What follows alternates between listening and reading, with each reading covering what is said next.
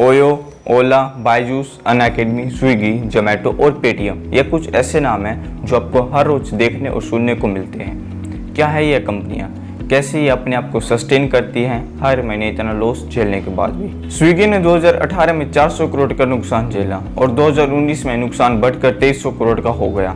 और जैसे जैसे स्विगी की सेल बढ़ेगी वैसे ही इनका रेवेन्यू यानी कमाई भी बढ़ेगी और वैसे ही इनका नुकसान और बढ़ेगा। लेकिन सोचने की बात यह है कि लगातार इतना नुकसान झेलने के बाद भी कैसे ये स्टार्टअप न सिर्फ मार्केट में अपने पैर जमाए हुए हैं बल्कि कब्जा भी कर लिया है। इमेजिन कीजिए आज आपने एक छोटी सी कंपनी क्रिएट की और अब उस कंपनी को चलाने के लिए अपने शुरुआत में अपने परिवार वालों से, दोस्तों से कुछ पैसे लिए। इस तरह परिवार, यार दोस्त से पैसे को सीड फंडिंग बोला जाता है। सभी कंपनियां शुरुआत में सीड फंडिंग से ही पैसे अरेंज करती है। चाहे माइक्रोसॉफ्ट हो या एप्पल या गूगल, हर बड़ी कंपनी ने सबसे पहले खुद के परिवार से ही पैसे लेकर अपना काम शुरू किया क्योंकि ये सबसे आसान और सेफ तरीका है। उसके बाद बारी आती है क्राउड फंडिंग की। क्राउड फंडिंग एक आसान सी प्रोसेस है जिसमें आप अपने परिवार और दोस्त के अलावा दूसरे लोगों से अपील करते हैं कि वह आपकी कंपनी में इन्वेस्ट कर सके। बदले में आप उनको अपनी कंपनी का थोड़ा सा हिस्सा दे देते हैं। अब आपकी कंपनी 2-3 साल पुरानी हो चुकी है और अब आपको उस कंपनी को और आगे एक्सपेंड करने की जरूरत पड़ती है। ऐसे में आप किसी धन्ना सेठ, लाला या किसी बड़े बिजनेसमैन को इम्प्रेस करके कुछ और पैसे का जुगाड़ कर लेते हैं। इसे ही एंजल इन्वेस्टमेंट बोलते हैं। रतन टाटा खुद बहुत सारे छोटे छोटे स्टार्टअप्स के लिए ऐसे ही एंजल इन्वेस्टर हैं। काश वह हमारे भी एंजल इन्वेस्टर बन जाए। खैर आगे बढ़ते हैं क्योंकि यहाँ पर वो धन्ना सेठ या बिजनेसमैन आपके लिए एंजल की तरह काम करते हैं।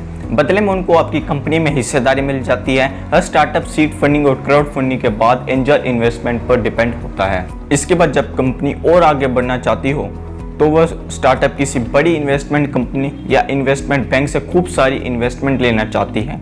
और ऐसे में जब एक छोटी सी स्टार्टअप कंपनी किसी बड़ी कंपनी को अप्रोच करती है इन्वेस्टमेंट के लिए और अगर उस बड़ी कंपनी को उस स्टार्टअप में कुछ इंप्रेसिव लगता है तो वह बड़ी सी कंपनी उस छोटे से स्टार्टअप के लिए एक वेंचर कैपिटलिस्ट बन जाती है। चाइना की अलीबाबा या जापान का सॉफ्ट बैंक कुछ ऐसी बड़े वेंचर कैपिटलिस्ट इन्वेस्टमेंट बैंकर हैं जो उभरते स्टार्टअप में खूब इन्वेस्ट करते हैं। अलीबाबा ने पेटीएम में ढेर सारी इन्वेस्टमेंट की हुई है और वहीं सॉफ्ट बैंक ने ओयो और वीवर्क जैसी कंपनीज में इन्वेस्टमेंट किया हुआ है। स्टार्टअप फंडिंग की ये 3 स्टेज एक के बाद एक आती है। किसी स्टार्टअप की शुरुआत सीड फंडिंग से होती है। उसके बाद एंजल इन्वेस्टर कंपनी को पैसे जुगाड़ करने में मदद करता है और उसके बाद वेंचर कैपिटलिस्ट कंपनी और इन्वेस्टर बैंक्स उस स्टार्टअप को बहुत बड़ा बना देते हैं। ओयो, बायजूस, ओला, अनअकैडमी ये सब ऐसी 3 स्टेज से गुजरी है और आज बिना 1 रुपया प्रॉफिट कमाए वेंचर कैपिटलिस्ट इन्वेस्टमेंट के दम पर सर्वाइव कर रही है। कुछ स्टार्टअप्स तो बाकायदा लॉस में हैं, लेकिन सिर्फ ऐसे ही वेंचर कैपिटलिस्ट इन्वेस्टमेंट के दम पर यह कंपनियां ग्रो कर रही है क्योंकि ये स्टार्टअप्स अपने इन्वेस्टर्स को भरोसा दिलाकर रखते हैं कि फ्यूचर में ये स्टार्टअप उन्हें ज़्यादा प्रॉफिट कमा कर देगा। और यह भरोसा उनकी बातों से नहीं बल्कि उनके बिजनेस मॉडल से होता है। किसी भी स्टार्टअप के लिए वेंचर कैपिटलिस्ट इन्वेस्टमेंट आखिरी स्टेप होता है फंडिंग अरेंज करने के लिए। उसके बाद कंपनी अगर और फंडिंग चाहती है तो उसे शेयर मार्केट की तरफ अपना रुख करना ही पड़ेगा।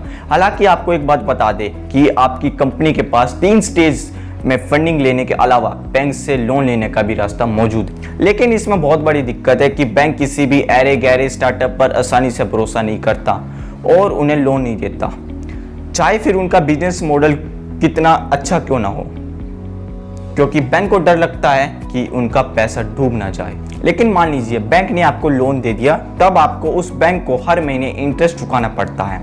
और जैसा कि हमने आपको बताया कि यह बड़े बड़े स्टार्टअप ने आज तक कोई प्रॉफिट नहीं कमाया तो ये अपना लोन कहाँ से पे करेंगे। तो इसीलिए कोई भी स्टार्टअप हमेशा seed funding, crowd funding, angel investor और वेंचर कैपिटलिस्ट से ही फंडिंग लेना चाहते हैं। जिन स्टार्टअप के पास $1 बिलियन से ज़्यादा की वैल्यूएशन हो जाता है उसे यूनिकॉर्न का दर्जा दे दिया जाता है। ओयो, ओला कुछ ऐसे ही इंडियन यूनिकॉर्न हैं।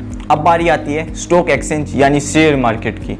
शेयर मार्केट क्या है और कैसे काम करता है यह हम आपको अपनी इसी वीडियो की नेक्स्ट पार्ट में बताएंगे। तब तक के लिए take care and bye bye.